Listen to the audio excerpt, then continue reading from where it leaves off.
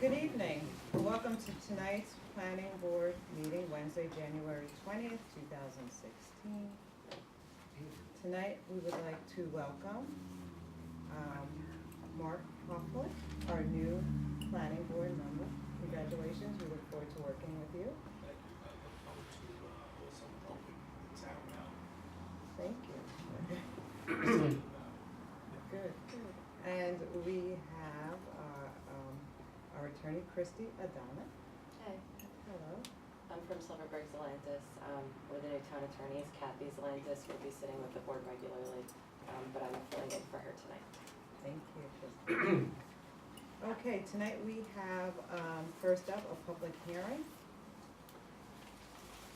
Now, this is a public hearing for two-lot subdivision. The application is made by Stephen DePano of 60 Cortland Dam Road.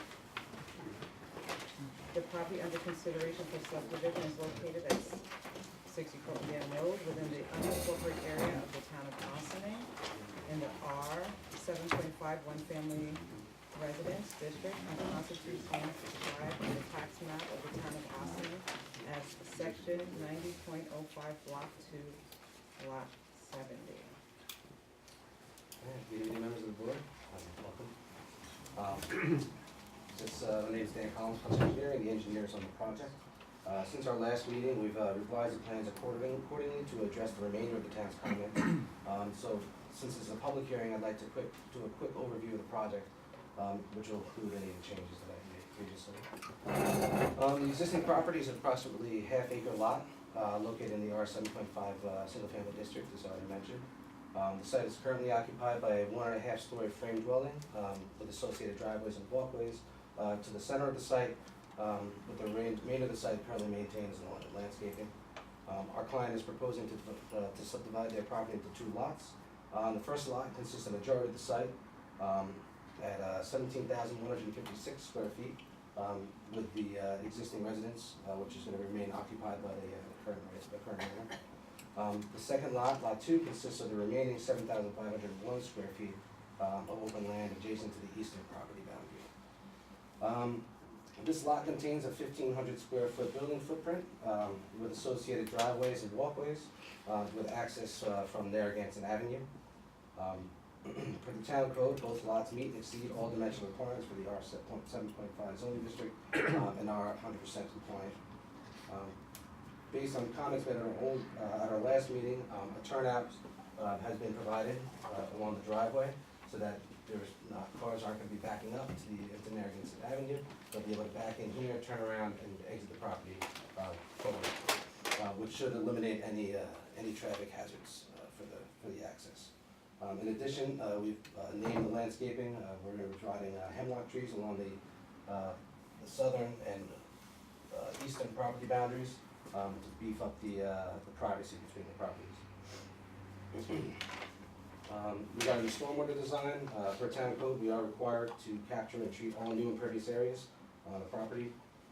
All stormwater runoff from the proposed driveway and roof area is to be conveyed to the rear of the property.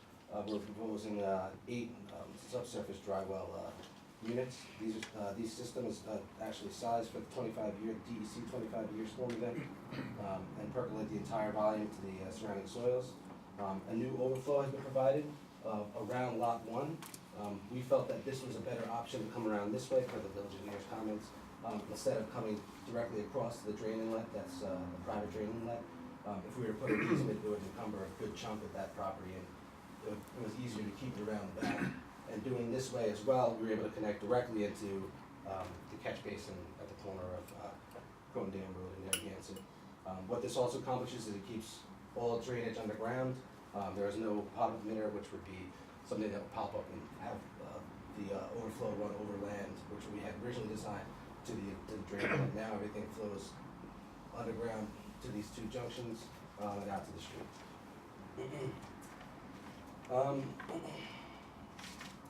In addition to the complete layout and stormwater design, we've also provided a revised site distance plan.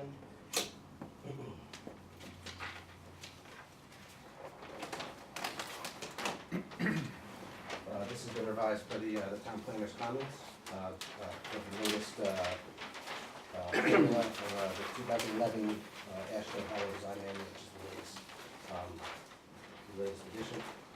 We were able to provide, based on their formulas, adequate stopping distance to the vehicle exiting the site. We've actually also revised the plan to show the approximate elevation of the location of the driveway on the profile, so you get a better idea of where everything's gonna lay out. And we are filling up in this area, so it gives it a better shot. I think that addresses everything. If there's any questions of the board or the public may have this time, feel free. David, do you have any comments? We will have comments. For whatever reason, we received this yesterday afternoon in the afternoon mail. I'm not sure when it was mailed, but it was important until yesterday. So we will have comments on the landscaping and the site distance measurements that were provided. I don't know if that would preclude the planning board from closing the public hearing necessarily, but we will review this as soon as we possibly can. I was out of the office at meetings all day today. Okay, and if you could, do an analysis of the driveway and how it's laid out too, in your comments, that would be helpful. I would just, if I may, I would recommend leaving the public hearing open, pending your planning consultant's input. It may, lead to another round of dialogue and additional changes from the applicant. So just to be prudent, it would be good to be able to incorporate all of that information into the record. We were gonna leave it open. Okay. Thank you. Anything else? No, that's it for now. Okay. Kristen, do you have any comments other than what you? Just in terms of the procedural aspect of it, I think, just to make sure that everything's been adjusted appropriately. Dan? Yeah, I had a couple of comments and, I'll just run through them. The first comment relates to the, providing a full SWIP for the sizing of the stormwater practices. I'm sorry, that's not wrong memo. But that didn't look right. It is the right memo. The existing utilities, it's something we're gonna need also for the plat, but, we need to show the sanitary sewer and water main material and location. Right now, it's sort of off into space there, so, it's not only gonna come from us, the health department will want it shown on the plat. One of the comments we had last go around was that there was a water meter pit out by the street. That the assumption was it was serving lot 1, but if I'm seeing this correctly, it's actually serving this property to the rear. Yes. So what it really means then is that easement is gonna have to now swing over to some extent onto lot 1, so that we have, at least, say a 10-foot wide easement symmetrically around the utility. So that will bring you some into lot 1. Actually, we can talk about the SWIP, but also we're gonna need to get a look at a subdivision plat. Now, the SWIP, we had sent in a beginning change report at the beginning of the project. Now, you're looking for a full SWIP or a? Oh, okay, if it's previously submitted, Yeah. we'll go back to that one. I don't know if it's revised. I can resubmit it. No, we should. So I guess then, so at this juncture, getting a look at the plat and seeing that all these easements, where they are, and, just so the board can have a plat to review. I think it's time, since it looks like we're just about done here.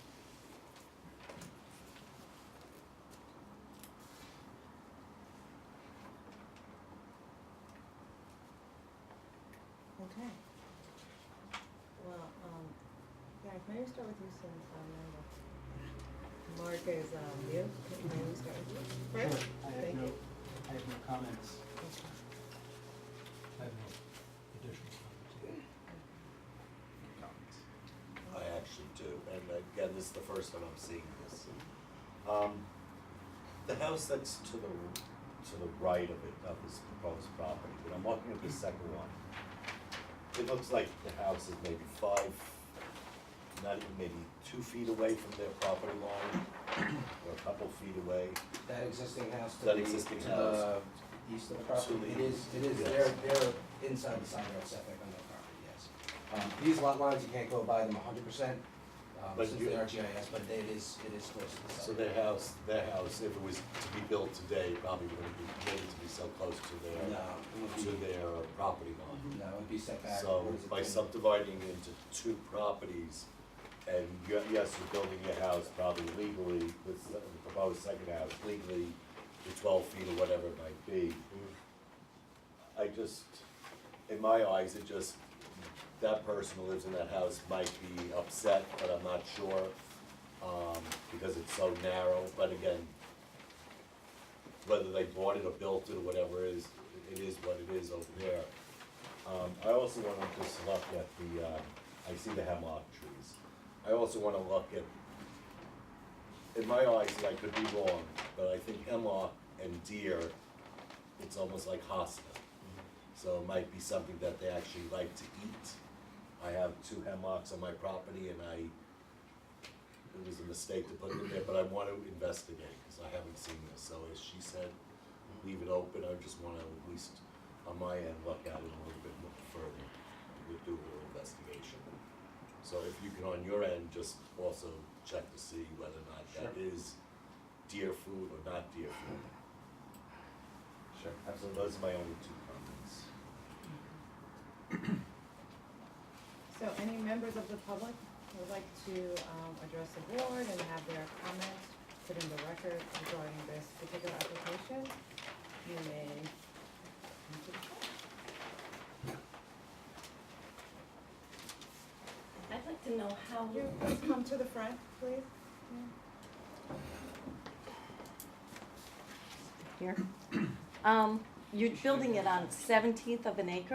Okay, could you please identify your I'm name Gail and your Santucci, address? I live at 58 Crondam Road, I used to own that property. I was always told you needed a half of an acre to build in the town. Now we're gonna squish a house on the 17th of an acre, and I'm the one who's next door to it, where you're talking about hemlock trees or whatever trees you're putting in. Again, I owned that property for 58 years, I was told you needed a half an acre. How are you squishing it in on 17th of an acre? The town zoning is R 7.5, which is 7,500 square foot, minimum. When did that change? I'm not aware of when it changed, to tell you the truth, but that's what it is. in the I zoning. just can't see that you're really gonna put a house in there. It's an awful small lot, and you have that wall, the retaining wall on the side of it, that is railroad ties right now This from the one, other house. we're gonna be filling in that area. Okay, but so the that's wall all gonna that the be- people just did, maybe 10 years ago was railroad ties again. I've seen the railroad ties fall down Mhm. and be bad. So you're still gonna keep a railroad tie wall up and another retaining wall? Well, these are all coming out, there's gonna be no retaining walls on this side of the property. Whatever exists, I mean, I guess on your side of the property, in the rear there, you have 2 retaining walls that are I guess they extend onto your property, or on this side, that are 2, railroad tie walls there. There we're gonna have to meet grade because we can't obviously go onto your property. So we are gonna repair the walls on our side so that they meet your walls on your side, so to keep them continuous, so otherwise, if you'd like, I mean, we can remove them, but we can't go onto your property, but, And where are we talking about putting trees? along the rear property, On just. my yard, on the side of my yard. Yeah, this is the side of your out here, and then there's trees already here, we're gonna supplement. Those trees are all dead. Which ones? Those, whatever's left over Oh, well there. then, yeah, And they're all gonna come out anyway, because if you're gonna be retaining the wall, you're gonna be digging all that out. And it's also wet, very, very wet property. I've lived there for all my life, I've been flooded many times, my basement. And everybody better keep in mind that it's very wet, because we get all the water off of Grandview, comes down to me, washes out, you can see the property next to my house is all washed out. And the water all comes down to me, my deck, my basement, and goes right into there. It is very wet property. I mean, based on our test results in the field, when we have to do that, we're required to do that. The rear test hole, we actually were able to get down, 96 inches before we hit groundwater.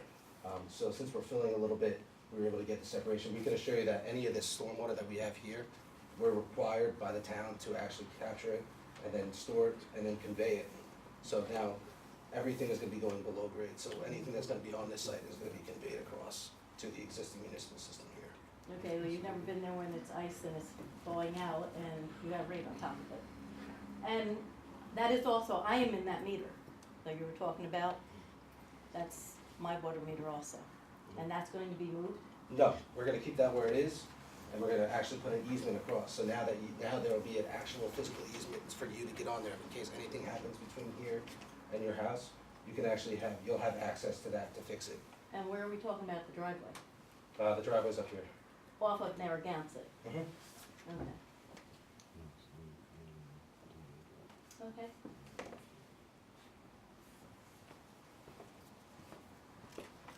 Yes, David? Just to add a little bit, the zoning out there has not changed in probably at least 40 years. So maybe when you first moved in, you were told something that was accurate, but it's been this zoning for about 4 decades probably. That, how much do you need? 7,500 square feet. Just 7,500 square feet. Any additional comments from the public?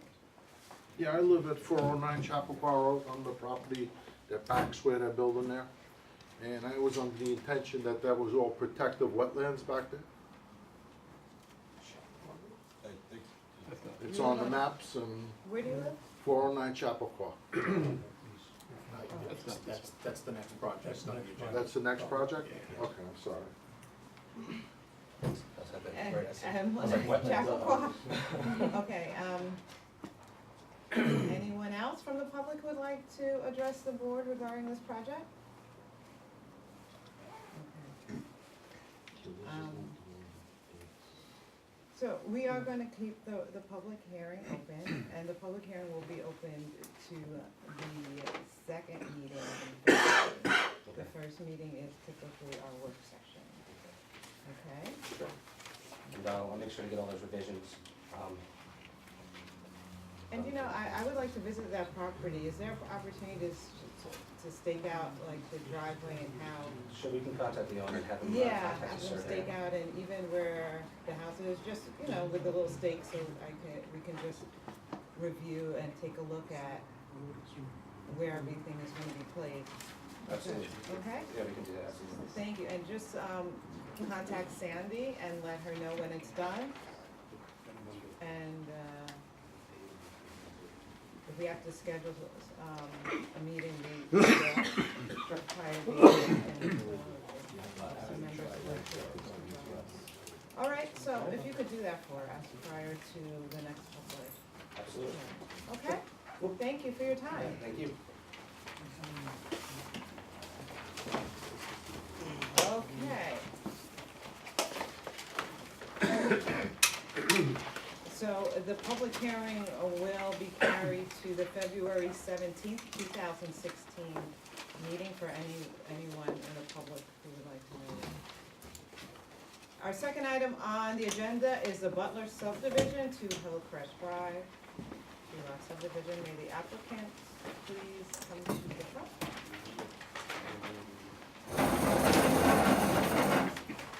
Good evening, Madam Chairman and board members. At the last meeting, we officially submitted the drawings, and I received Mr. Ciarcia's memorandum a bit ago. How would you like to proceed with this? If you can just, if you want, do your presentation, then we'll just go around the table. All right. New members of the board, it's a three-lot. Is it all right if I use these chairs as opposed to that easel? Thanks. Proposed three-lot subdivision Currently, the property is about 2.54 acres with one home on it. Hillcrest Drive is a paper street. It's intended to separate two additional building lots at 30,000 square feet each for zoning. It's to be serviced by public water supply via a water main extension along Hillcrest Drive. And we've received some comments on the configuration of the hydrant and the terminus down here, which we will comply with. It's also serviced by a public sanitary sewer and the New York State DOT right-of-way.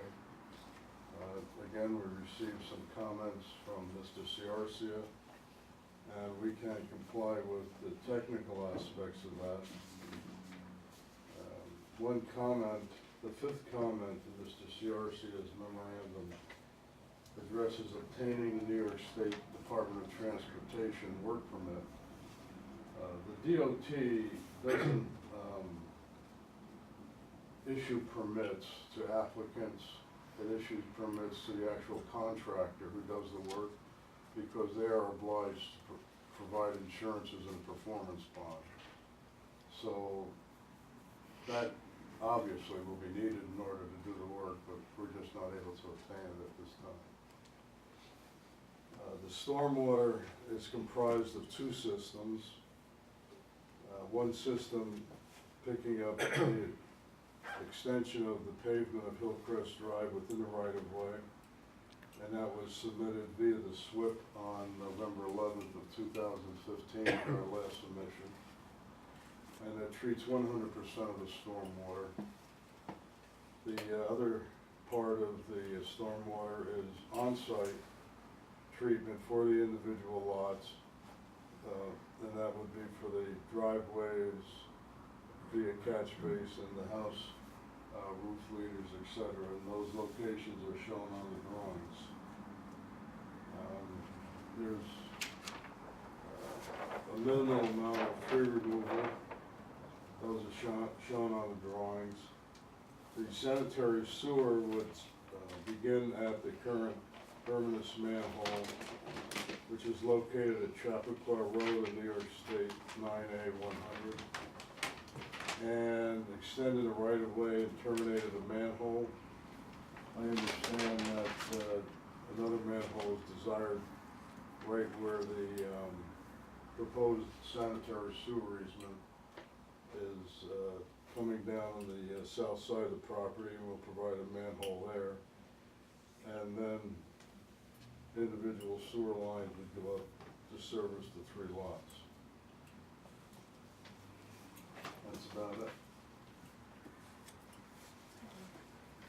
David, do you have any comments? I do, I've got a memo, can you hand that out?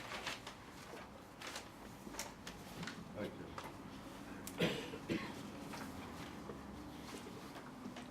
And there may be an extra one for the owner of the property.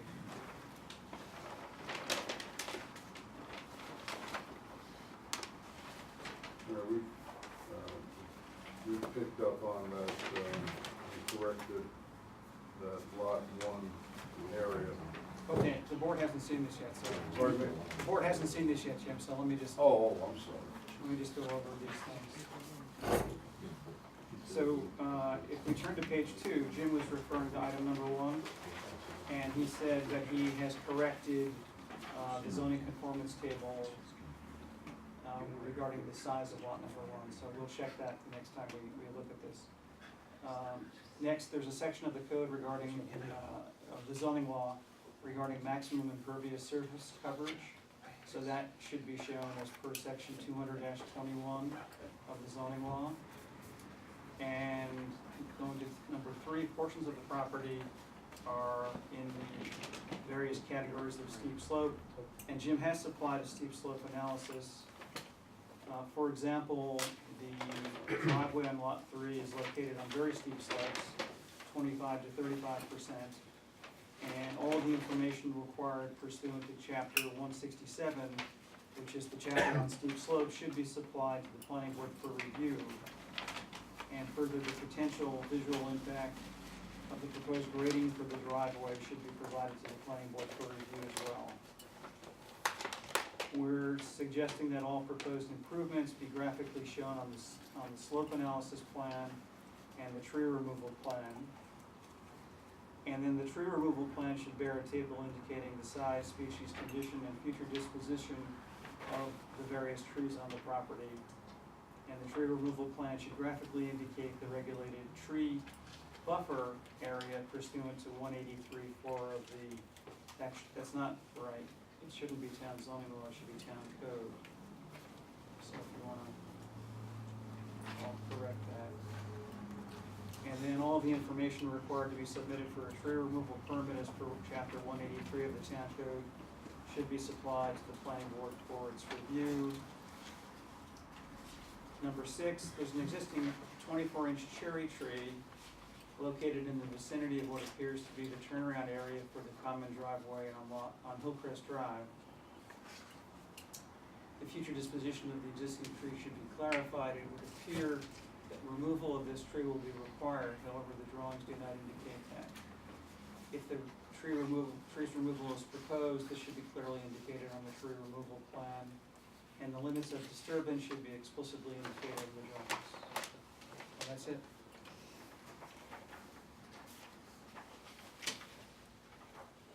Questions, Jim?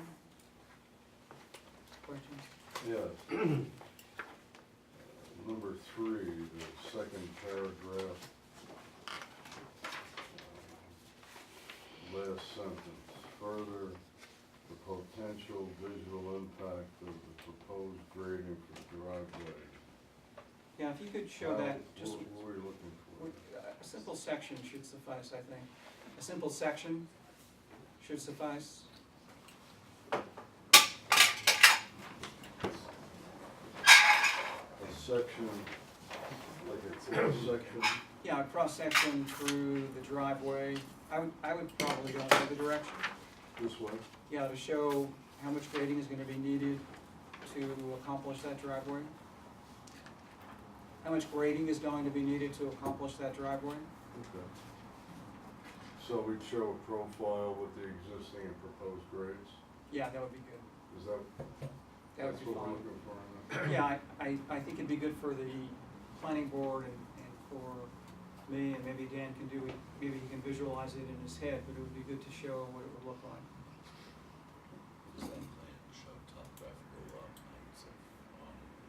There are contours on there and proposed grading lines.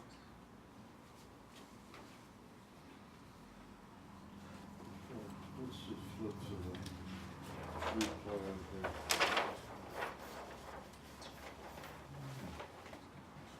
I think we have, this is the existing conditions with the size of the trees and. Okay.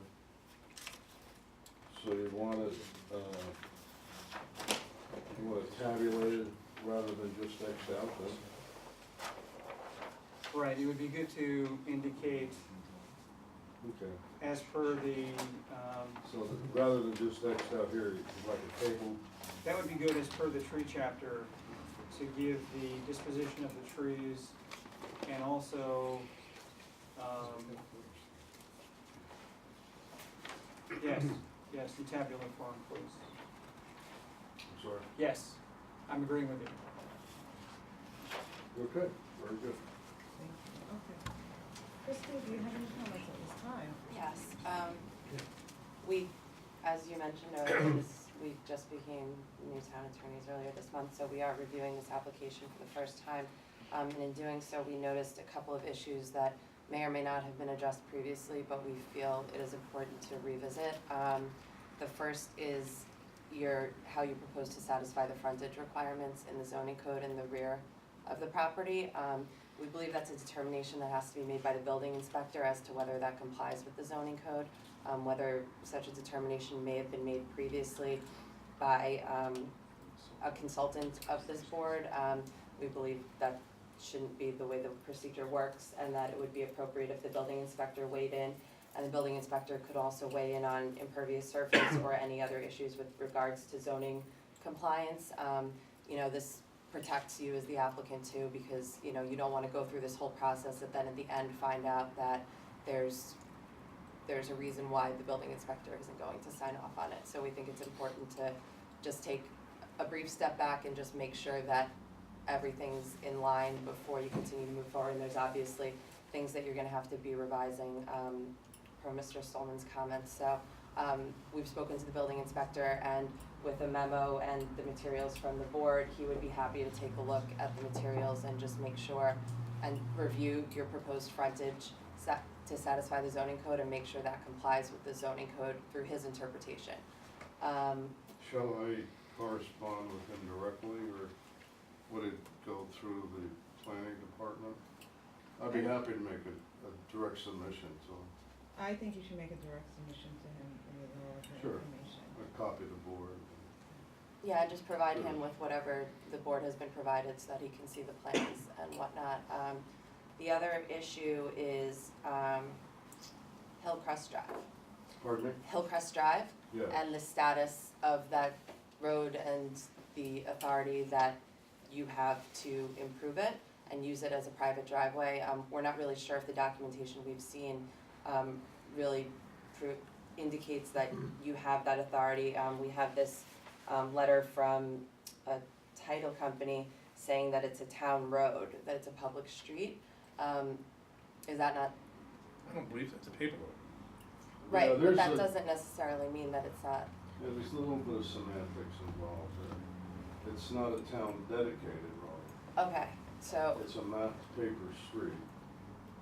By state law, it can no longer become a town dedicated road because the current right of way is inadequate. okay, It was pointed out by Mr. Stallman that the planning board has the authority to direct the applicant to give up 10 feet, to give it the 50 foot to allow dedication.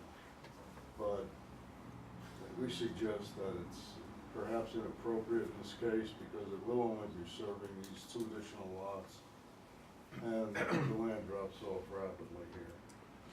So now, as far as the ability to develop this Right. or improve upon it or whatever,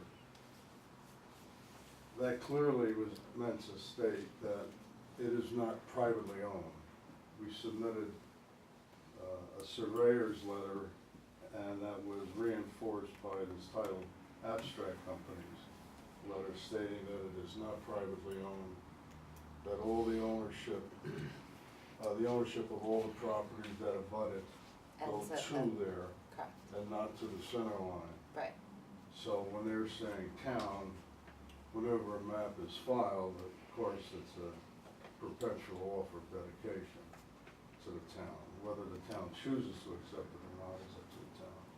But, clearly, we have the right to develop, to put a blacktop travel way on there. okay, but my understanding is you're going to use it as a private driveway, or you're going to improve it? Well, it's going to be improved to a degree. It would become a common driveway. It would not be offered for dedication to the town, and it's comparable to the existing driveway that is on there now. It's a bit wider because there are 2 more lots involved. Right. Okay, So we're just continuing the practice that was established here in this town and has been established throughout Westchester County for many, many years. Now, I don't believe that letter that they submitted was intended to say that it's a town-owned or town-dedicated. right, the language is a little problematic, and it, it doesn't necessarily say, I think, what you're saying. And so that was our concern, having reviewed it prior to this meeting, and just wanting to make sure that, you actually have the authority to do what you propose to do. So that's why I raised it. Well, they own the land, and you have the right, because the land, let me just flip back here. Because the land continues to the end of the right of way, the land that we're talking about here. Right. The owner has the right to access this land and make the improvements needed to do that. Okay.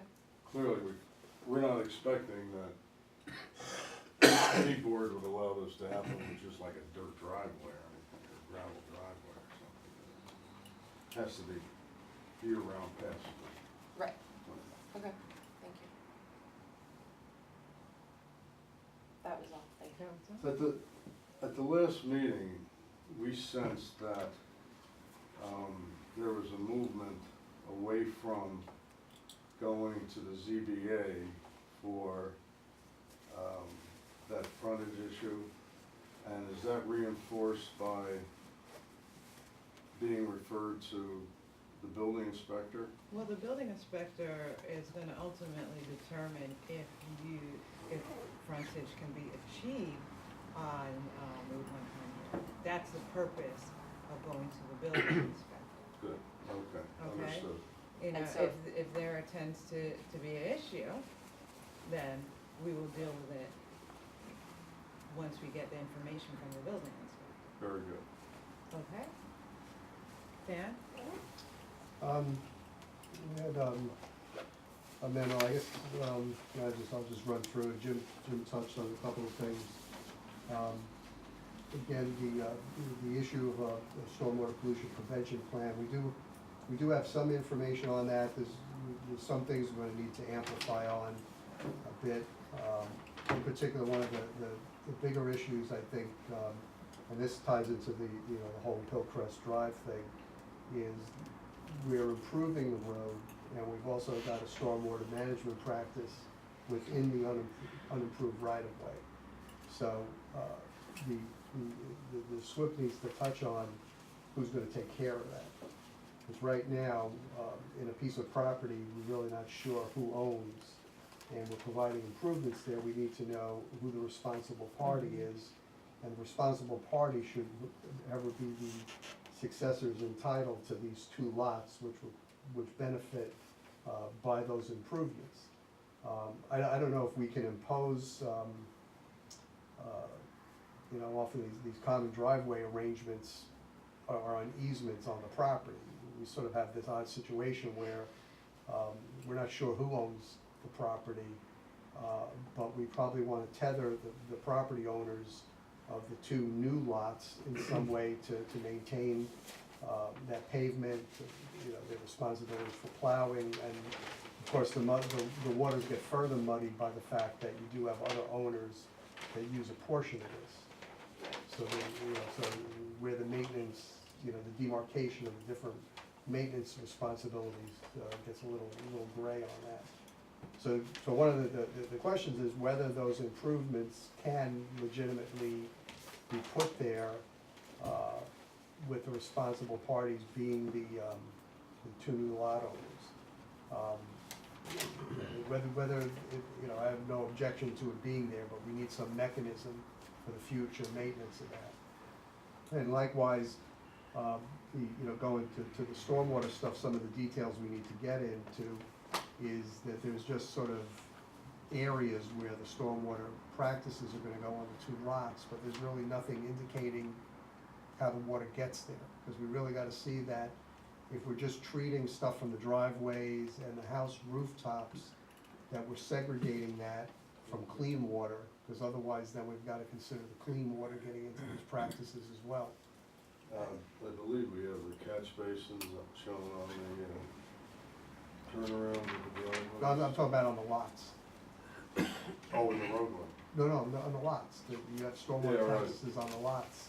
So there's really no way to see how the water gets there, what water gets there and what water doesn't. I Well, mean, clearly, it would be helpful to have a watershed map also to indicate what's going where.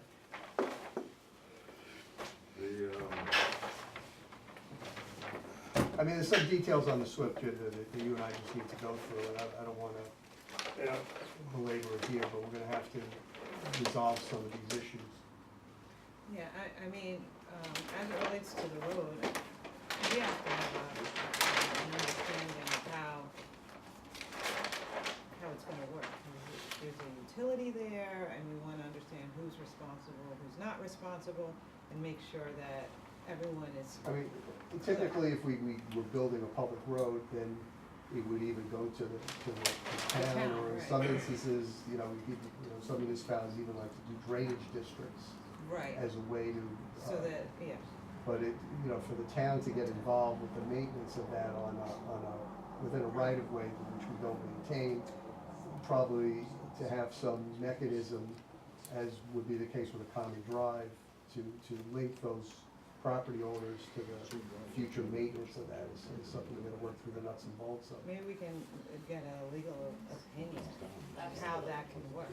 Yeah, we can come Because up we with some sort of wanna language or ensure mechanism. That's And correct. perhaps we even wanna put it on one of the lots. I mean, in the end, that might be the way to do it, to have an easement. Well, You don't have to answer it tonight, but Right. we gotta Well, work it through somehow to we come up with chatted that about mechanism. we discussed that. And so before we addressed that, we did a search with the Secretary of State to see if the company that filed this original plat is still in existence, and they are not. So, the ownership of this, No, I know, and that's, that was a topic that came up earlier. right, no, I know, but There was, we regardless of who owns it, Right, there's gotta be a mechanism well, we to talked ensure about, the future maintenance of those improvements. That's, and we talked about an HOA. And that, that can be done. It's not a problem. Anything else, Dan? just some technical things about, adjustments to the sanitary line and the water supply, which Mr. Vinoli already touched on. Oh, actually, one other issue too, I think of it, because we were talking about this last time, is to just look at that driveway for the proposed lot two. Yeah, I did, I revised it.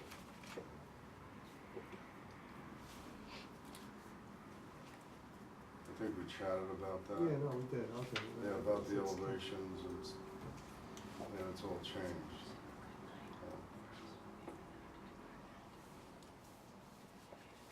Well, we can go over that. All right. Yeah. Number,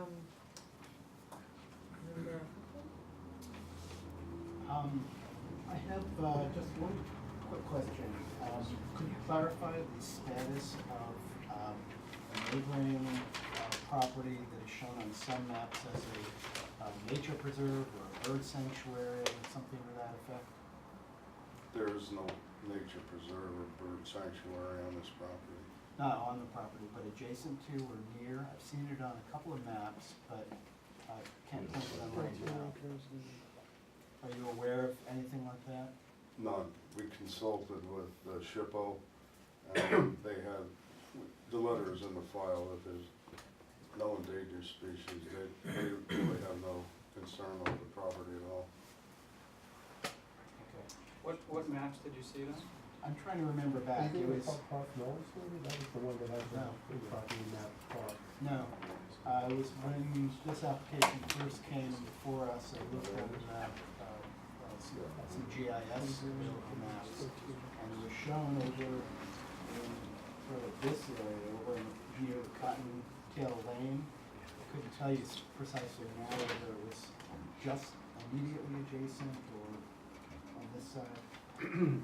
It would be interesting to know who the author of that was, and whether or not that was an official document or something else.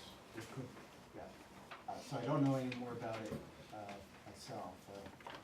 Is there any? The tax maps would show the ownership of those parcels you're talking about. Mhm. Okay. Is it possible to get a legal clarification on that? Or Well, since we'd it's not have to shown on see- any current I guess maps, we gotta- would we just assume It'd be that? simple for Sandy or Margaret to find out the ownership. It's on the town GIS, I think it's on Westchester County GIS, because those are the maps that I was most familiar with at the time. And we consulted with the Westchester County Critical Environmental Areas map, and this property is not on it. Okay. just wanted to bring That it up. was to shown see if on anybody the else EAF knows one about it. Yeah, that's a seeker designation, critical environmental area. I mean, it would be simple just to look at the ownership, and if it's owned by the Audubon Society, that would be telling. Okay, not that it would necessarily have any bearing on your application, but Right. just for completeness. That's all. Thank you. Any other comments? I have, most of the issues have to do with the legal ramifications and the engineering, it's a discussion. I agree with that, I have nothing to add at this point. I have one question.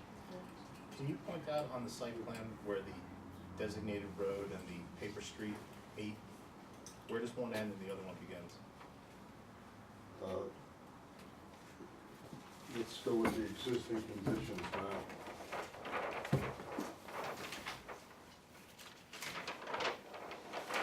This is the surveyor's map for the existing conditions. This parcel, 2.54 acres, is the parcel in question. This is Hillcrest Drive, Paper Street. Right, Deer Trail is here, Gordon is here. The existing Does drive. Deer Trail? I'm sorry? Does Deer Trail and Hillcrest They converge? intersect right here. If you go down Gordon, take that right, steep up Deer Trail, So right at the top. So across the street from this property, how many homes are we dealing with right now? On the north, so let's assume that's north, how many houses on the north? Well, these are the lots that are opposite the property. This is Hillcrest Drive. And this is the existing driveway on Hillcrest Drive that services two homes up here. So what's the arrangement currently as far as maintaining the paper street? Do we know? Good question. I don't know of any. You don't know about it? And if there's none there, why should there be any here? I'm not gonna say one way or the other, Ah, but we need to come up with something. ah, But we think the guy on top there plows that. Probably. Either they get together or one guy knocks it out. So currently, that section of the paper street is serving one property? Two. It shows two curb cuts. Do you have the answer? I'm sorry? Do you have the answer? It serves two houses. And maintenance on? I maintain the road. When I moved there 9 years ago, I paved the whole road all the way to Deer Trail. Okay. And subsequent to that, I've been plowing it since then. Okay. Did you get the okay to pave that road? I actually went to the building department and asked if they could do it. He told me, no, you could do anything you want. I've been down that Wish road. they could tell me that. I've been down that road myself. Mark and I live on a paper street in the neighborhood, and we walked that same line, when we paved ours. But we have an arrangement to maintain, and it's shared, and I don't think we have anything on paper. I don't know if that would be wise for us to move forward and not have some arrangement written into the, I'm not trying Into to the buck agreement. that, but And the you were question, you're incarcerated for that, right? yes. I don't think we're trying to shed that sort of responsibility. Right. The whole I wasn't question suggesting. about who has the right to pave it, I We mean, just wanna it's pretty clear. We wanna make sure we have happy neighbors, so let's leave that until we get some clarification. Did Gunnar Nielsen or John Hamilton say it was okay to pave it? I forget the guy's name. It was 8 Big years guy or ago. little guy? Again, I forget. Okay. Well, we're gonna find out more information about that road because, we're talking about a utility, we're talking about maintenance. We wanna make sure it's clear in our head before we move forward with Sure, anything, obviously. If this is a paper street and it's paved, it's gonna be paved towards the adjacent properties in the back on Chappaqua Road. The street's gonna come down towards the two adjacent properties in the back. Where's the runoff gonna go? The runoff is intercepted by catch basins and curbs and a berm, and then it flows into the stormwater collection system. All right, sir, we're gonna go to, On all right, okay. Are you done? Yes, thank you. On my end, I live actually pretty close to that area. I'd like to see if I can actually visit it to just give my opinion on it, because I really, I've driven nearby it, but I've never been on it. So the next time it goes around, I'll probably have some opinion, I'll write something up. You mentioned something about the collecting of the, this waistline going from some other property on the south, that corner. Who owns that who owns that space on the south? The sewer The line? south, yeah, the southwest corner, you said you were going through some other piece of property. Point on that right here. Well, the state owns it. This is owned by the state right over here. You said you were going this way and then. Yeah, right. This is see this nice line here? Right. That goes to this line. And that's all state property. I personally would just like to see if I can get to go visit the site. I don't know how I would get permission. I would like to take part in that as well, if possible. I'm sorry? You'd like to visit the site? Like to visit the site. Oh, sure. I find it difficult to visualize this whole stretch with the Cape Road area.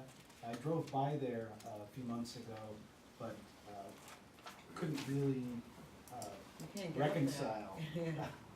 what I was seeing on the plan with the topography, so I would very much enjoy a visit. Well, somebody cut At that any road point. in there already, many, many years ago. Mhm. So So there was a it's drive, clear. what looked like the paper road led directly into someone's back driveway. So I Yeah. couldn't really tell where I was on the plan. Mhm. That driveway, And I that came driveway, up to a beginning of that fence. driveway is the paper road. Yeah, as you come up Deer Trail, right, and you look right, are you talking about the driveway that goes, long driveway that goes down into the house? No, I was talking about it's sort the of neighbor's there driveway. to the right, as you're Yes. driving out You're, on you're this. driving on the paper road when you're driving on that driveway. Yeah, Yeah, that's the driveway shown on the drawing, right? okay, You're right on the paper road at that point. okay. We'd And be that- happy and to that walk the bears property right with the was board a at any time. uphill, Yeah, and the paper there's- road would continue straight. Right, it goes uphill to this gentleman's house. That's your house? Right. I think? Yeah. My concern, if you don't want, is that, yes, I'll admit that's the paper road, but at no point is that paper road paved any wider than 12 feet. I don't see how a car could go one way and another car can go another way. It's undue hardship on my family and then the family that's already there on One Hillcrest Drive. I have children that are playing on that area over there, and not only that, but I don't see at any point where it's 40 feet wide that keeps being mentioned here. At best, it may be 25, 30 feet, at best. Oh, okay. In certain areas, it's like less than 15. Okay, so, So I please beg you to come and walk the property. You're gonna have a moment to talk. Yes. So you've done you've done a measurement of that road, right? I'm The sorry? paper street, you've done a measurement of that paper street? Yeah, the 40 feet is just, it's a dimension that's an ownership on a map. It's not necessarily represented physically. Yeah. Oh, So it's a guesstimate? dimension? It's, say that again? That's the width of the paper road, is Right. 40 feet. Okay, The yeah, pro- but it's not The property that what's nobody knows paved, who yeah. owns is 40 Well, for feet wide. instance, Okay, I see. town roads typically have a right of way of 50 feet, but the pavement may only be 24 feet.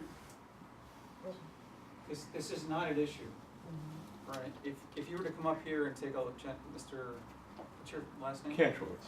If you were to come up here and take a look at this map, you Right. would see a paper street that's 40 feet wide between your property and this property. Okay. It's not an issue. But you would have to see the actual land to really understand it. At no point would even where they plan on paving potentially, it looks like this. I've been It out looks there, like it's- I've been out there. Yeah, that has to be regraded. And then, it doesn't answer the question of, how does two cars go up and down?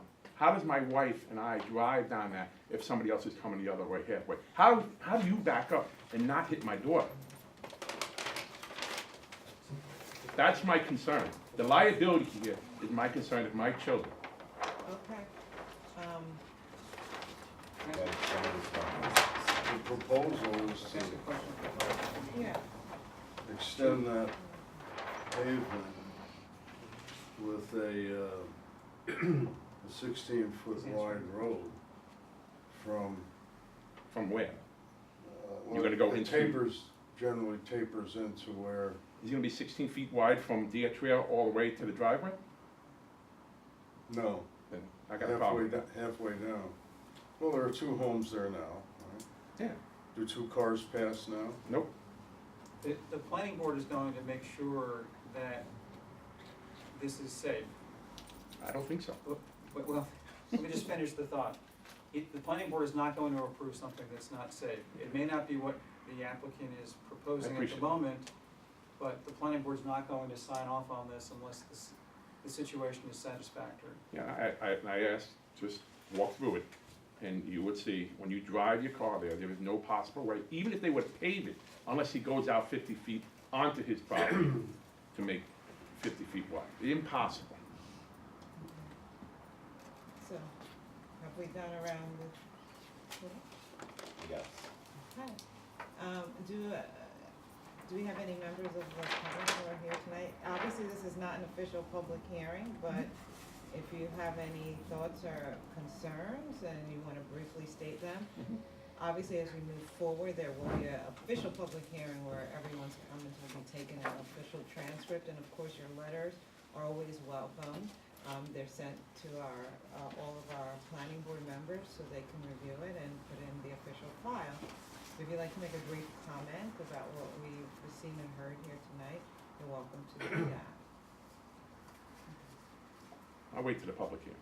Okay. Anyone else from the public?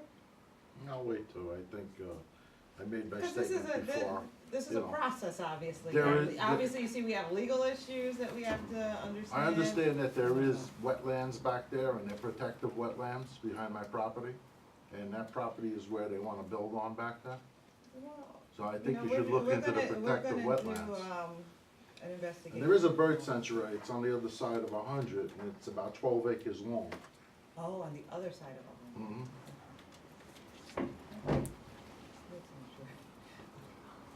Well, thank you. And thank you for your, yes, sir? That might be where the bike path is also.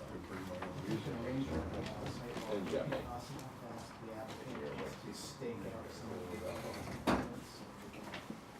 Yeah, I mean, we can, speak to the applicant. I wonder if it's best to get the legal opinion with regard to the paper road, clarifying in our head what can be done there, because, you know, it's. I think Margaret has it. All right, you know what I mean, so that we understand if this Thank you. is really something that can happen. All right, well, thank you. Okay, our third application tonight, I think there's a lot of those.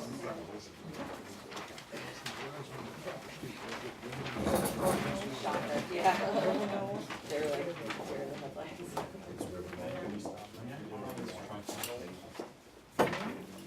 Wait, is it Parklands or River Knoll. River Knolls? Bill Knowles, Oh, yeah. thank you. Just one knoll, Okay, it's River Knoll. right, as Thank opposed to Bill Knoll. Ah, that's how I'm gonna remember. We have a lot of. No Knolls in connection. Park Knoll. So good evening, Madam Chair, members of the board. My name is William Knoll with the firm of Peggy Peter. With me is Glenn Vetramile with Glen Grove Group LLC and Nanette Bourne with OGRF. And as you know, we're here in connection with a referral from the town board of an application to amend the zoning ordinance. That application was submitted in December, and we understand it's been referred to you for comment and consideration. Basically, this is, and you're probably familiar with the old Stony Lodge site on Croton Dam Road, at 40 Croton Dam Road. It's currently zoned R15, and we're requesting that a new zone district be created, the MF2 Multifamily Residence 2 District. The adaptive reuse of the site from its most recent use as a psychiatric facility for adolescent and children. Is something that we think is important and consistent with the way in which the entire community has developed around it. And the proposal that we are going to have detailed by Vetramile and then by Nanette is to create buildings that would accommodate 169 market rate and 19 below market rate, as you call BMR units, affordable units on this site. And in doing so, we are looking to maintain significant buffers in open space and utilize the existing developed area that had been the hospital site itself. I'm going to let Glenn walk through it, and then we can come back to the particulars that were submitted with the EAF and the zoning petition itself, and walk through all the various details. But one of the decisions that we know the town needs to make is what entity is going to be, who's going to be the lead agency in this matter for environmental review, among other things. Hi, I'm Glenn Vetramile. I'm a developer. I've been a developer for almost 30 years now.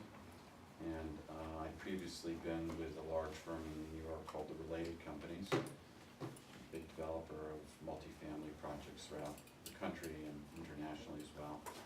I started my own firm about 7 years ago, and I'm very active in Westchester. I have a project under construction in Tuckahoe right now, an upscale residential project, and those are some images of it down there. I've put together a great team of professionals. Bill Noe, who's Land Use Council, Annette Bourne, who does environmental, John Meyer Consulting, who are civil, and they'll also be doing traffic.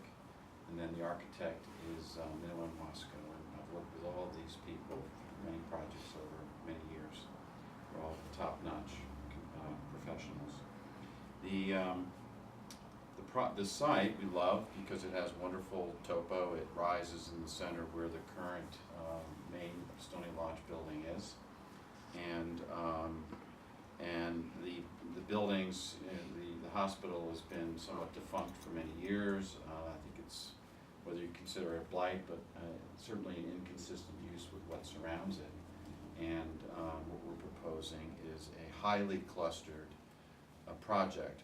When we started planning, we were very sensitive to buffering from all sides of the site and trying to minimize land disturbance, grading, and thereby maintaining as much vegetation and shrubbery as possible. So we have clustered it to, the current building sits in here, and we have an overlay plan that I'll show you in a moment.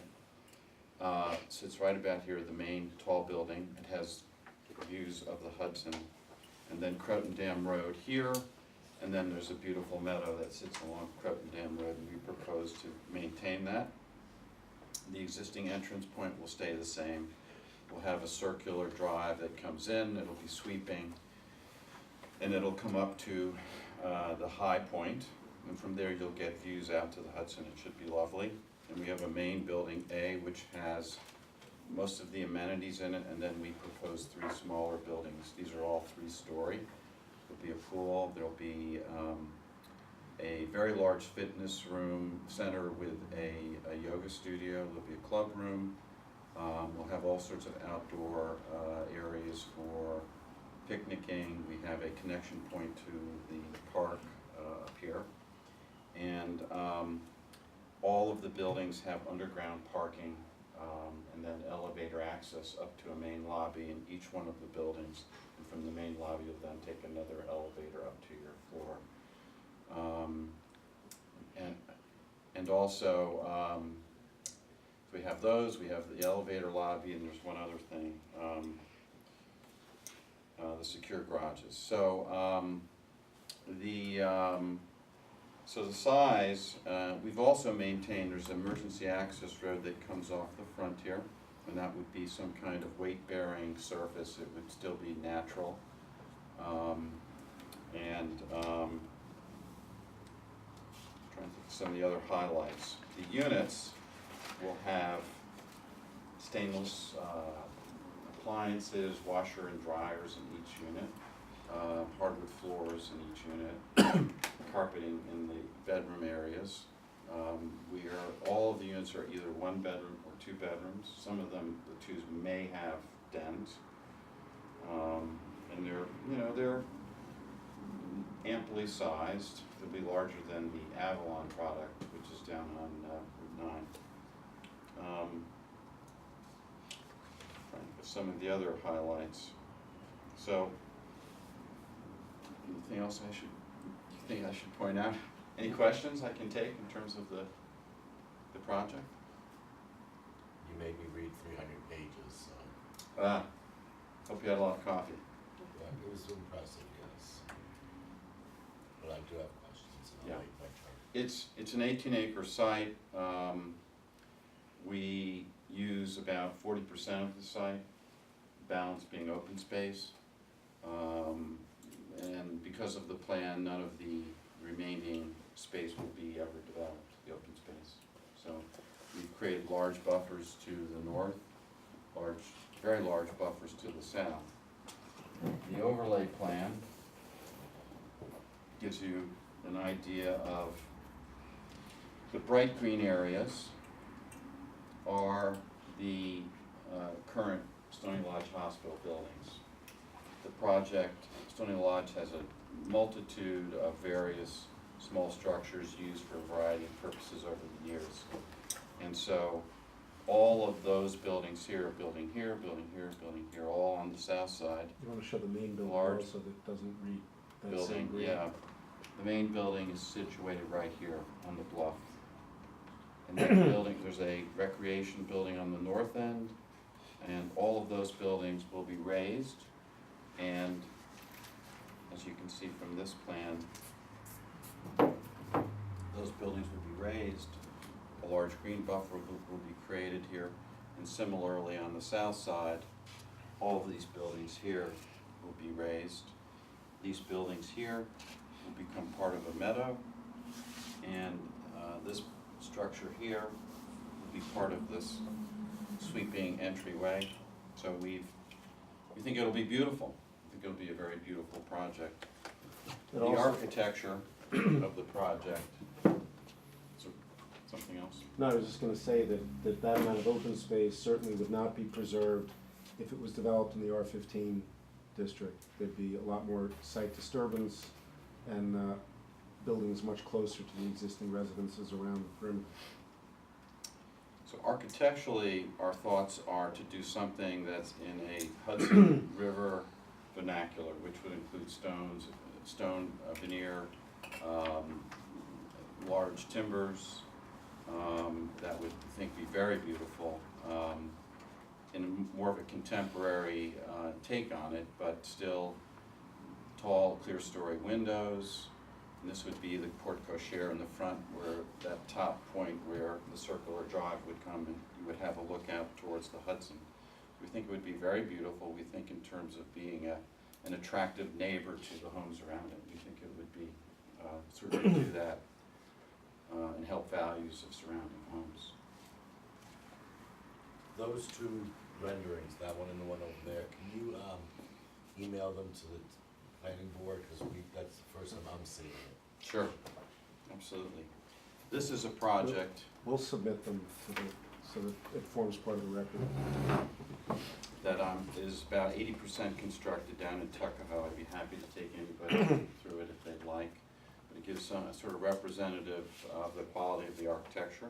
Same architect who did this will be doing our project here. This is a open space behind the building with a water feature, various sitting areas, there'll be an outdoor fire pit with a big tall stone chimney, seating around it, an outdoor, what we call a kitchen, where people on Sundays can have a dozen people and literally cook outside and have a refrigerator and all the things you need. We will certainly have that at this project as well. We spent a lot of time thinking about landscaping. Spent a lot of time thinking about the materials on the exterior. This particular one, we have two types of brick. We have metal panel sort of punctuating the front, and then various details on the corner for roof hats, etc. Thank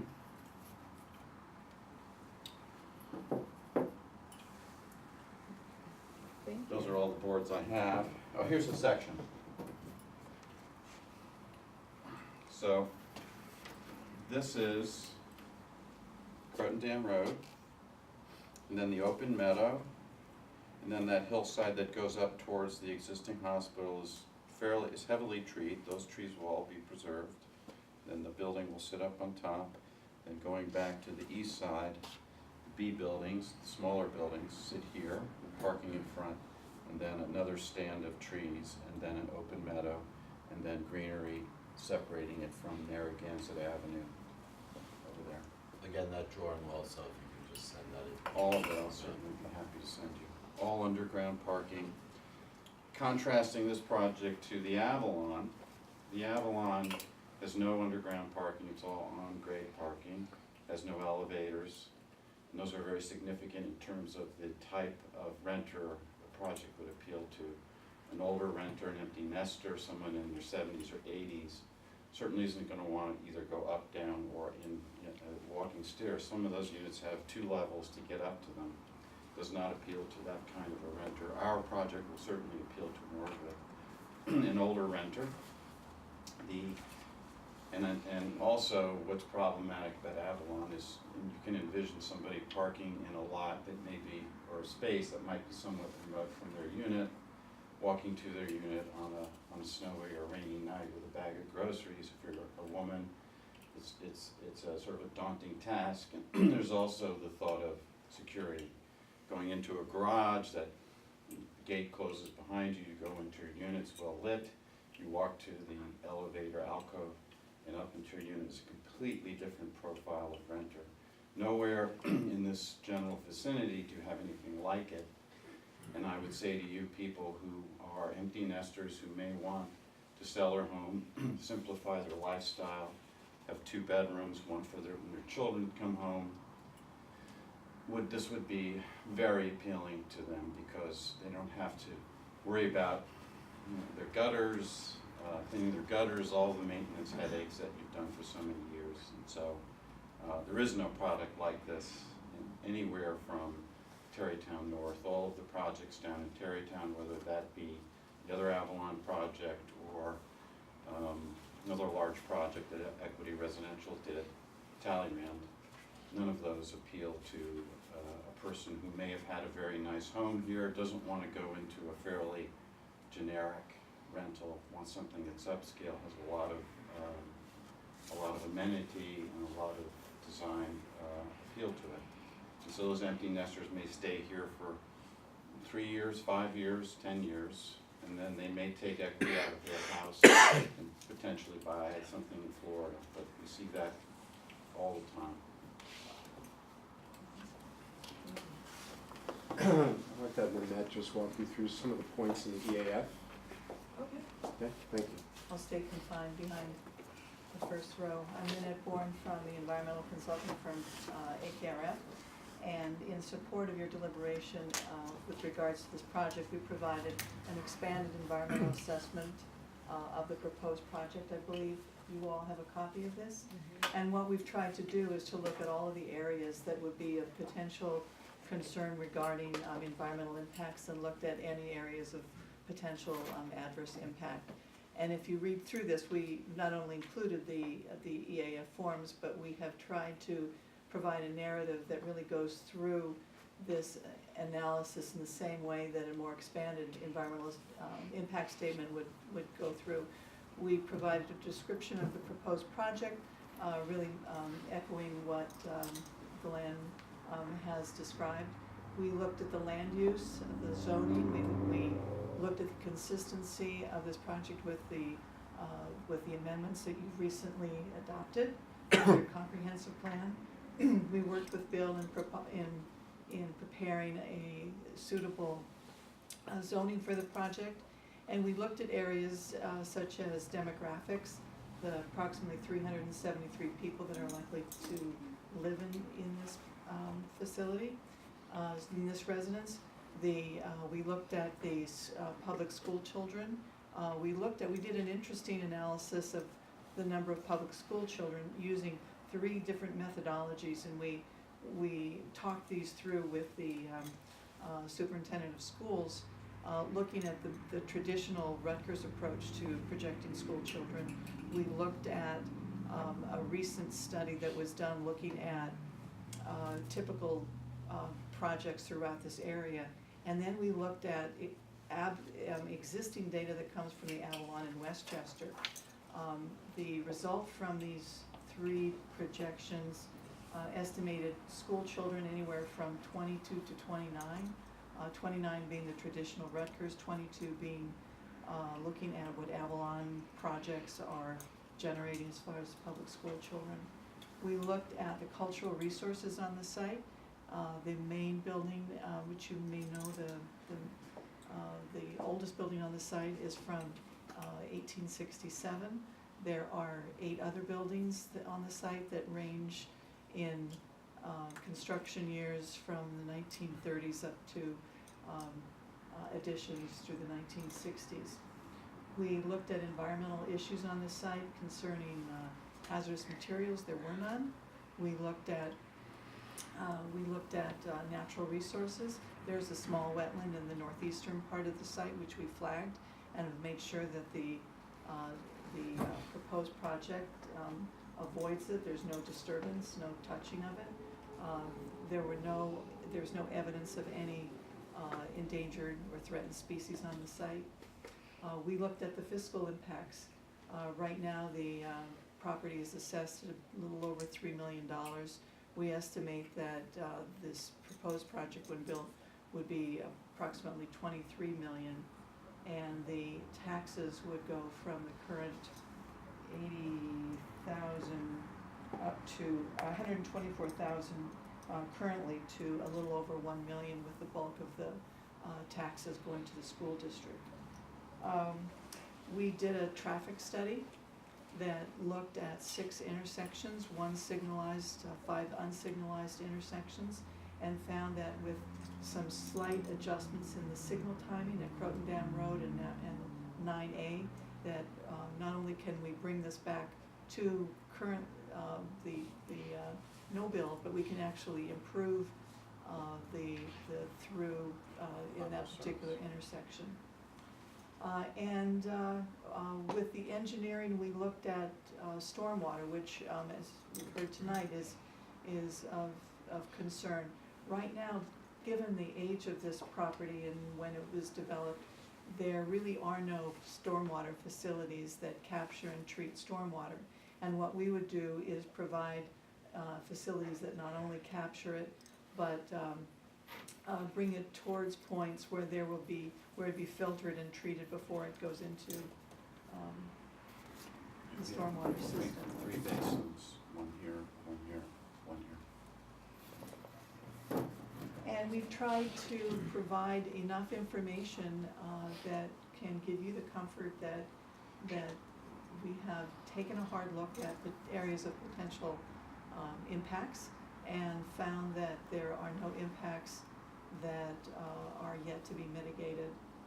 There's additional engineering that needs to be done, but there's no areas of potential adverse impact, which we hope will support your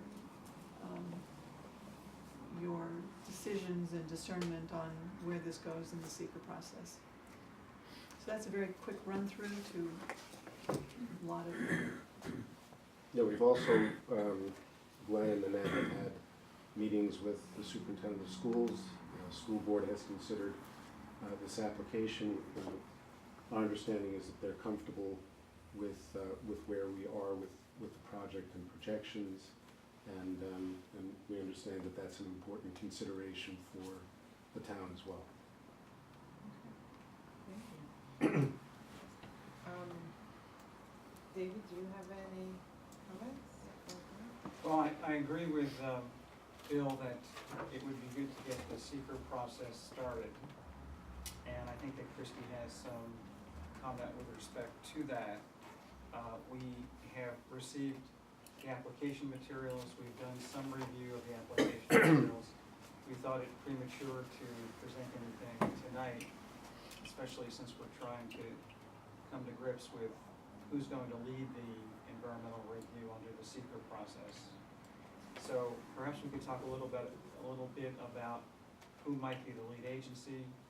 You'll recall with the Artist project, there was some similarity to this process because the Artist project needed a legislative action like this would need from the town board.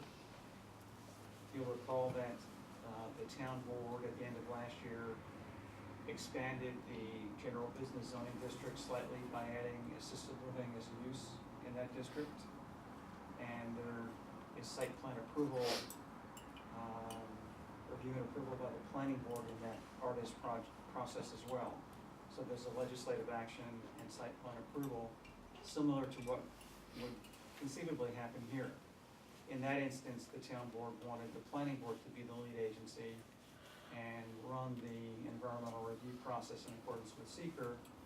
And you'll recall that, I guess it was in December, I'm not really sure, but I think it was in December when the planning board issued or adopted a negative declaration, which then ended the SEQR process and let the town board go on and adopt the local law to put the assisted living use in the general business zoning district. So we really need to come to terms with who's going to run, who's going to lead the environmental review process here in accordance with SEQR. And I believe Christie had a conversation last night that's germane. Okay, Kristen? Yeah, the town board has informally indicated that it would be their preference if the planning board were lead agency. They feel like this board has the expertise and the experience with doing these types of reviews, and it would be more efficient and fruitful if this board were willing to take that on. However, right now, am I correct that there's no site plan application? Well, we didn't submit a site plan application because the zoning needs amendment. And, I'm concerned that this board can't be lead agency if there's no application pending before it. Because the only thing before it right now is a referral from the so town board. With due respect, I believe that if this board is going to be considering part of the entire application, it can be lead agency in it, and we can, with the understanding that we will be submitting a site plan application to it for its consideration. They have jurisdiction now on the referral and to review this.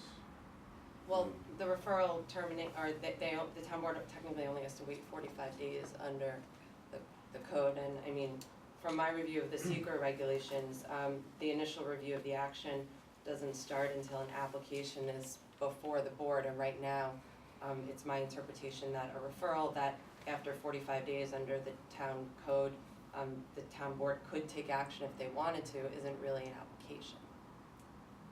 Our concern is that if we were required to do full engineering and submit a site plan, that would be an undue burden on us. But if you're willing to consider what we have as an informal site plan application, we're more than willing to submit it in that way so that it can be illustrative of the concept for development under this district.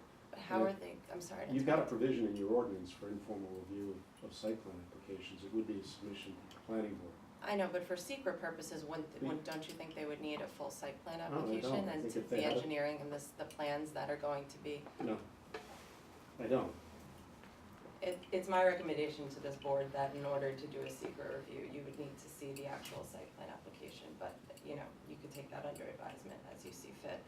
The applicant obviously has already put a lot of time and money into this by presenting this, and to not also have the actual site plans, I don't see the rationale behind that. Do you know what full engineering and architectural cost if we were to go forward and the town wasn't interested in rezoning? But I mean, it's for a SEQR review, we have to be able to see what the applications are that are pending. Which is why I've done many of these, I'm sure you've done many of these. You can, on a conceptual plan, evaluate impacts, just as we've done on calculate cut and fill and engineering where the drainage is gonna be and everything else. And I understand the technical point on wanting to have something pending before the board. But I think we can all go back and look at that and see whether an informal submission would trigger that so that you'd be satisfied that this board has something before it. Could the attorneys talk offline? Yeah, we can Of do course. this. And then come back to the next, official meeting? Of course, or even at the work session. I'm not familiar with the process at the work session, but that might be an opportunity to flush this out a little bit more. That would be And if I In could advance say, of the all of next the meeting. major elements in a site plan application have already been done. There's been the site plan, a conceptual grading plan, there has been the utilities, already, developed conceptually.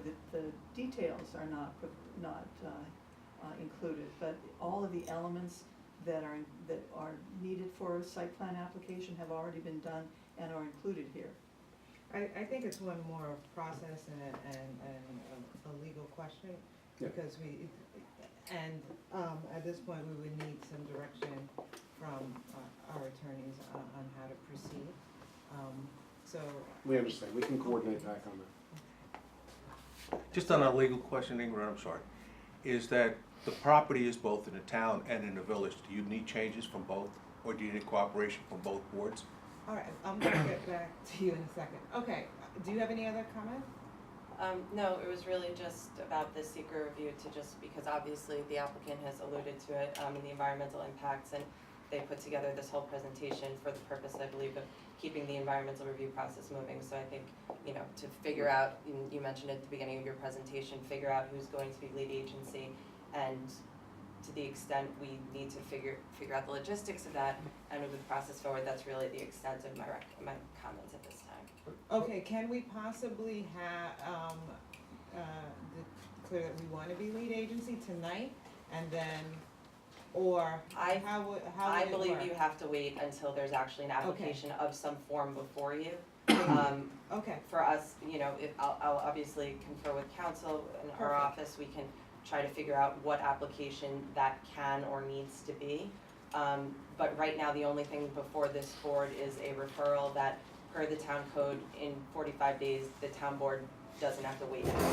And Okay. obviously, that's inconsistent with the requirements of SECR, but that means that right now, there's nothing before this board to approve or permit.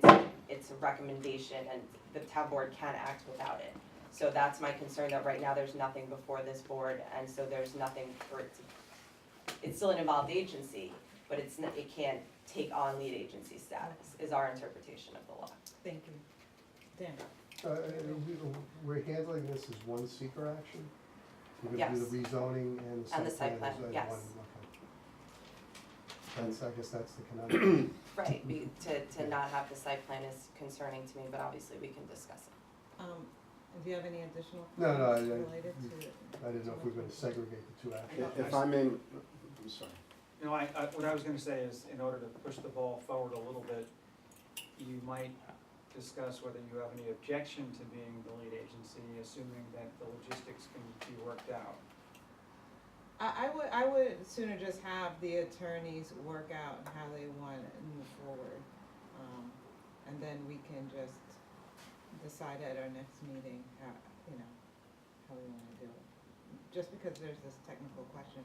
Can I just address the question that came up here? I didn't mention, but as you know, about 1.25 acre of the site is in the village.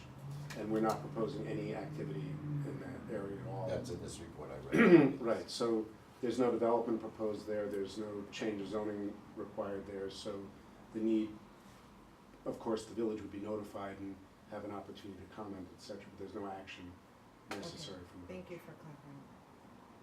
Because you read all 300 pages? Yes. Would you like to go first? Yes.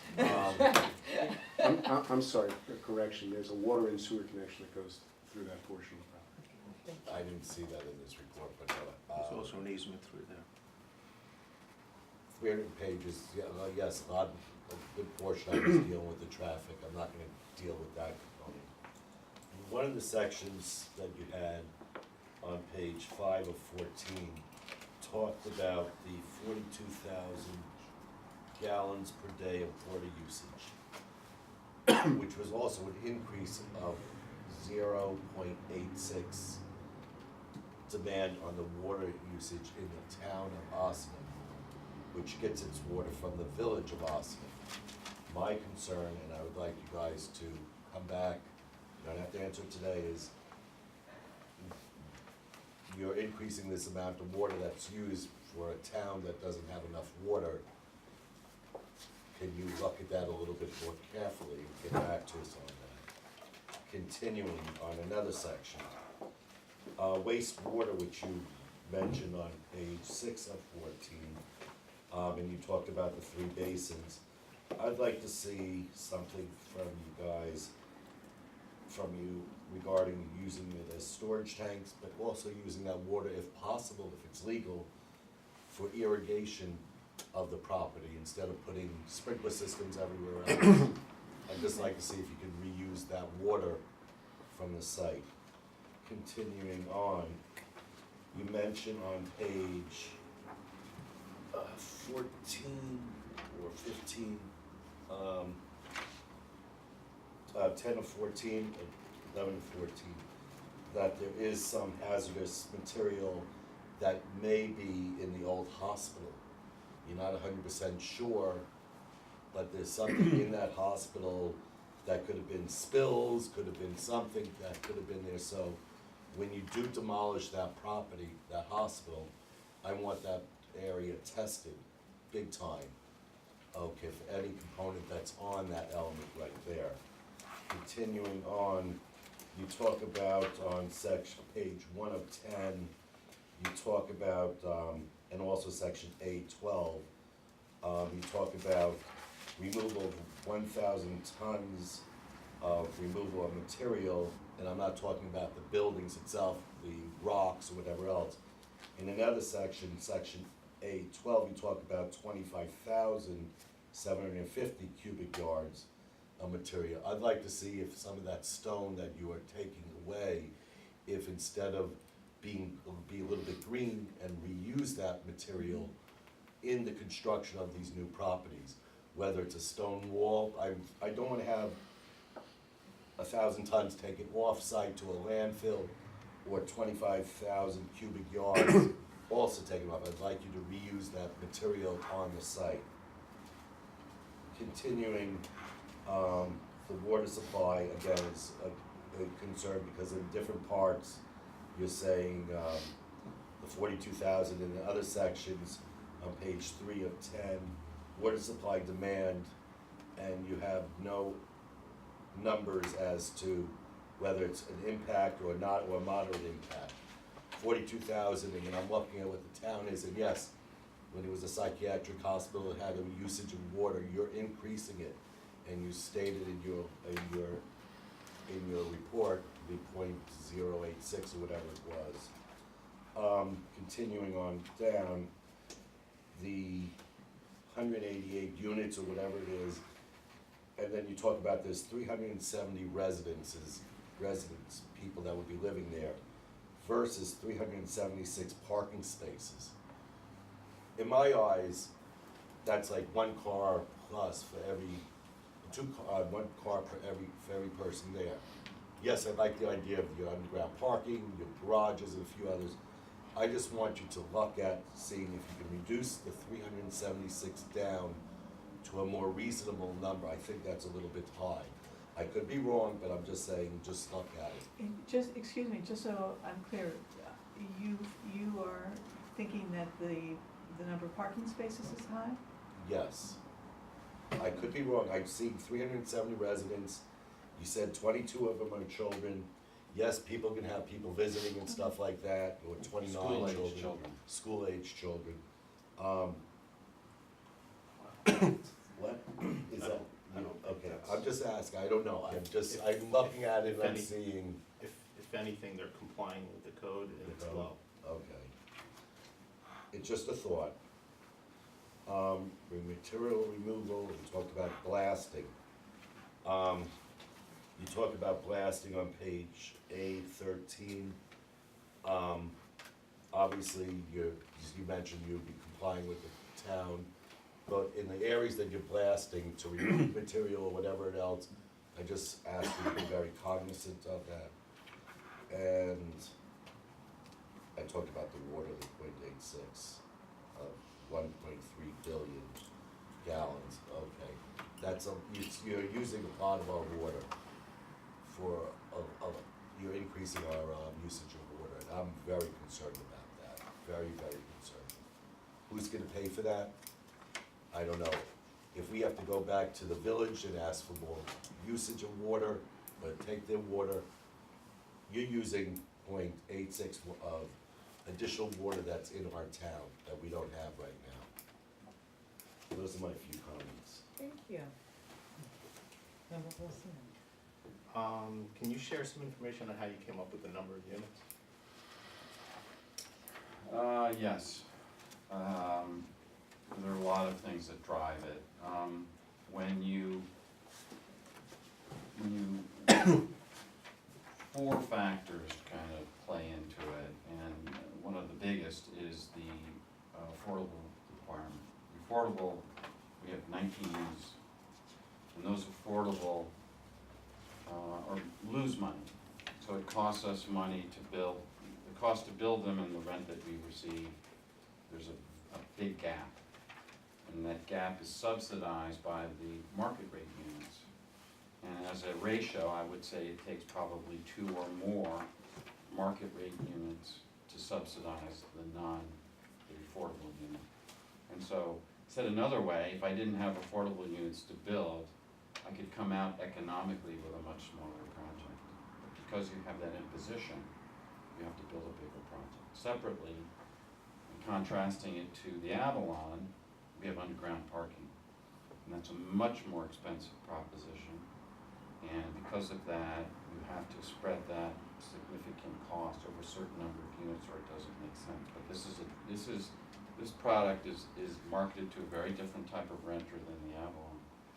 The other thing would be, we have the elevators. Again, they have no elevators. It's a significant cost. We have planned 4 or 5 elevators. So you add up all of those costs and a very expansive amenity package and people that oversee it. You have a pool and all of those things, and you have to have a certain number of units in order to make it economic. I would say to you that that size of a project for an 18-acre site, we're talking about 1-bedroom units, half 1-bedrooms, half 2s, it's really not that large. This is the least dense project I've ever done in terms of units per acre. So it, and then I guess the last point I would make, these become communities, they become little mini communities. So if you're an empty nester and you want to live in a 2-bedroom unit, you now have built-in people who are watching over you. You go into the elevator every night, you're bumping into your neighbors. They become really great communities in and of themselves, and you don't want them to be too small. You need all of those amenities to make them attractive to this kind of a renter. We're also taking advantage of the topography, so we're trying to keep it clustered, and that's part of what triggers the below building parking and the need for the elevators. So if you spread it out, you might reduce the cost, but you're going to also reduce the open space that you're able to preserve in the area. Was there anything studied as to how many units or how many homes there would be on site if it was built conforming to the zoning district right now? Well, if we did zoning similar to what surrounds it, there'd be 40, 50, 60 homes. But if you can envision a grid here with homes, and then alongside that, think of all the roads that have to go in there, all of the sewer lines, water lines, all of the trees you would lose. It would have no sense of open space. If you were to drive along Croton Dam Road, you'd have all these houses. You'd look up into the hill and all you'd be seeing was houses. You would see no greenery. Would not be. I'm not arguing with you. I'm estimating about 45. I would say 45-ish, yeah. But it's gonna, someone in the community is gonna ask, right, what the current alternative would be. So whether it helps you or hurts you, the conversation needs to be had. We thought about that, and I hear you. Really bad solution. We agree that anything's probably, at least I agree with you, that anything's better than what's there right now. Okay, a hospital that's been closed, decrepit buildings, only one building that's anything, but if you look at it, it's small. You can turned out to be someone's house. It's been so compromised Yes. that there's really nothing there to save. Right, I was reading that part. When we first, looked at the main building, we said, wow, what a beautiful front facade, but then you walk around the side and it's been significantly changed, and you go inside and it just would not convert well to anything. Unlike the Avalon, where they did convert that very pretty manor building into kind of their main, this would not work that way. I have one more. So at what point during this process, would the town board be involved to make a determination on the change? On the zoning, Yeah. after the planning board ends the secret process, Assuming you do become lead agency. After whatever board is lead agency ends Right. the secret process. yes, thank you for that clarification. After, that occurs, after the secret process is over and the planning board makes a recommendation. Town board has a public hearing, and, depending upon which way the secret process goes, if there's a negative declaration, it's, going down one road. If there's a positive declaration, there has to be findings here, findings there. But essentially, what I said. Either way, though, as an involved agency, they would be involved in the secret process as well, and they would have an opportunity to review and weigh in.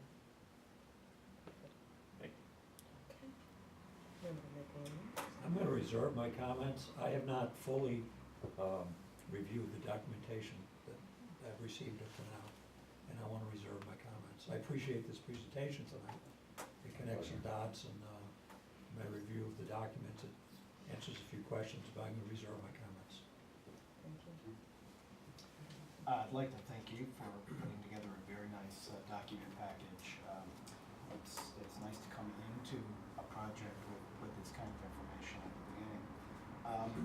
So I like the aesthetic concept you're talking about, the Hudson vernacular with the stone and the timbers. Should be nice to look at, but it'll be a lot to look at, I think, from the standpoint of height. So I'm interested to know more about the view sheds. I'm sure that the views from these units will be spectacular out toward the Hudson. I'm interested in knowing what it would look like from different places. So you see the one rendering where it looks very nice in the circle. And how would you like that presented? So, I think the best way to do it is to generate a 3D CAD model that would be Google Earth compatible. So you can plop it into Google Earth, provide a link, and anyone can go to Google Earth and look at it from any viewpoint they want to. I think that's an easy way to do it.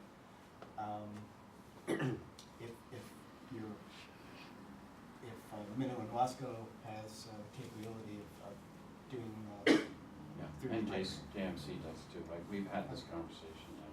I think that would be a really nice way to do it. And I just wanna say, we have been sensitive to that from the get-go. You really can't see it very well, but there's a dotted line up here, and of the existing building. You can bring it closer. Can I bring it closer? Oh, I see that. Is that right? And we use that as the benchmark for staying beneath. That's great. That's great to see. Yeah, it'll stay underneath. Yeah, that was a question I had, how it related Yes. to the existing building. Thought about that. Google Earth, Gareth, would that Google Earth thing have, would the neighbors? Yeah, the neighbors can Because plug in. the neighbors can see whether or not from their house, whether or not they're losing their view. That would be, those neighbors, if they're losing their view, they'll probably voice a concern. Yeah, That's yes. exactly what just you can to do. that Right. point, the larger building is lower than the current building. And the other buildings, as you can see from the section, we understand we have to illustrate this more and address what you're asking, but they're set down on the site and below the houses that are up on the street above. Yeah, I think the overlay, this guy, I mean, we from the get-go have been really sensitive to the neighbors, making sure, I mean, whoever's on the south side, today they see a lot of beat up parking lots and dilapidated buildings. After this is done, it all becomes shrubbed, trees and shrub and meadows. And similarly from the north side, literally of buildings almost on the lot line, all of those come down, and again, you end up with green buffers.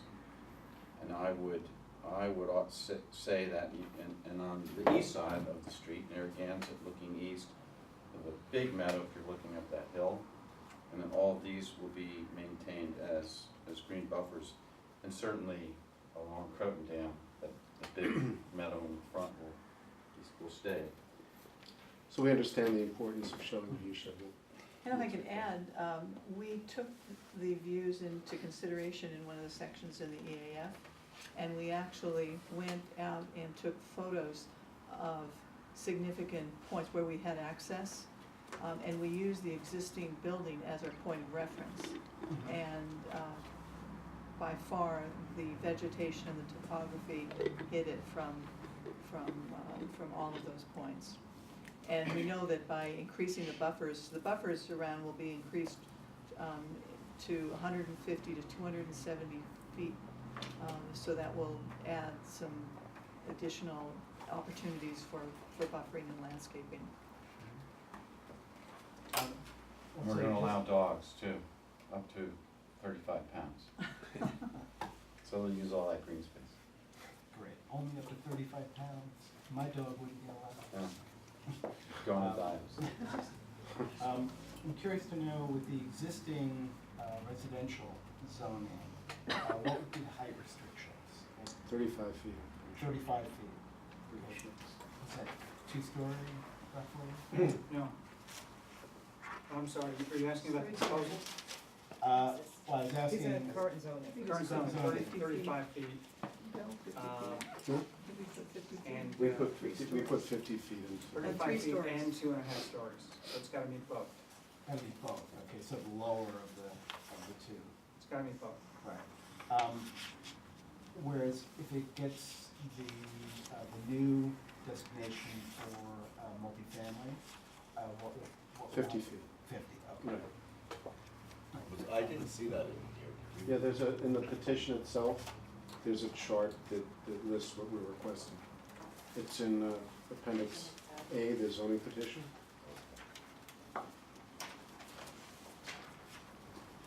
So And that- that's all I have for now, really just the view sheds, and if you can do a 3D model for Google. Yeah, no, it's come up recently, so I think it would be helpful. Do we have any comments from the public? Chief Burton, could Hi you there. say your name and your street? No, not chief anymore. This is Joe Burton, Pershing Avenue. After making 24 years of meetings, I have a lot of questions and concerns. One of them you brought up about the water. I don't know if it's a fact, but the village is contemplating a $30 million new filtration system plant. And I don't know if this would add $32 million to the plant to make it bigger to absorb another project. That's just a question I think that somebody needs to ask the water department to, because I don't have that. My biggest concern is that Stony Lodge is a dumper of water. I have set up a couple different little systems in my backyard because I get water from Stony Lodge on heavy rains. People on Croton Dam Road get water from Stony Lodge on heavy rains. The pool that's in the front by Croton Dam Road, I believe is spring fed, and the water is pumped over the hill to the catch basin that I set up in my backyard. It's on their property, I can't do And it's anything right about it. there, that's where the pool is. The pool, but it goes all the way to the other side. Pumps over to the other side, Yeah, right? right. And that's, the water is a big concern. I leave myself open to the project and looking at it. I lived facing those buildings for 40+ years. I bought a starter house and never finished them. There are a lot of concerns, a lot of neighbors have a lot of concerns, traffic being one of the biggest ones for the people on Croton Dam Road. 300+ cars, on a very busy street, adds to a lot of other little problems that you have. And I don't care what you do with the light, you're still gonna have cars going in and out, and that. But my biggest concern is what you will do, and I know it's early in the stage, so the answers are not there, what you will do with the water that comes off the hill, because now you're making the hill more accessible to hard stuff. Gravel, blacktop, walls, downspouts, this, that, and the other things that are now going to start feeding down a hill, and there's less green to pick it up. We had some preliminary discussions several months ago with the engineers here. Dan, didn't you join us that day? Talking about utilities and stormwater, and one of the big ones. And so we're obviously, you guys know better than me, but there has to be no net, increase. And we have these large basins in the corners. We have one here, one down here, and one here, specifically to improve the condition. And I was the one that put the one down in that corner that you're talking about, and if you go 10 feet more, there's another catch basin. And if you go 30 feet more, there's another catch basin. And then there's two little ones off the house, and then it's my garage. So we understand that right now there's no meaningful stormwater management, if any, and we're gonna have to comply with current regulations, so we'll do that. Well, I'd like a little bit more than. We also No, I'm only kidding you. looked into the I'm just saying, concern getting the about- current, I'd like to go beyond current. of water supply, and our engineers say there are in the system areas where there's quite a bit of loss in the pipes, various areas, and so we will propose at some point potentially to try and repair some of those to improve flow, and some of the lines are fairly old. Thank you, thank you. So I guess,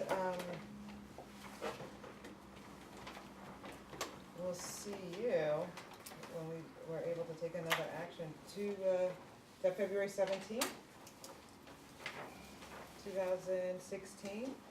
And, the attorneys will get together and discuss, Yes. okay? And Yeah. we'll come to some type of agreement hopefully on how the process should be handled, okay? And obviously this is a process, and as you know, we're just beginning our process in the town of Ossining, and very interesting project, and thank you for your. Thank you. We look forward to working with the town on this, and with you. Thank you.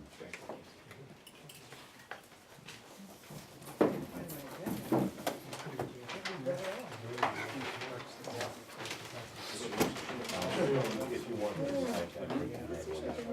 I'll put it in my case, my leather pen case here. Okay. Have we all reviewed, our draft minutes? Planning board members? One error, okay. Please take it to the record.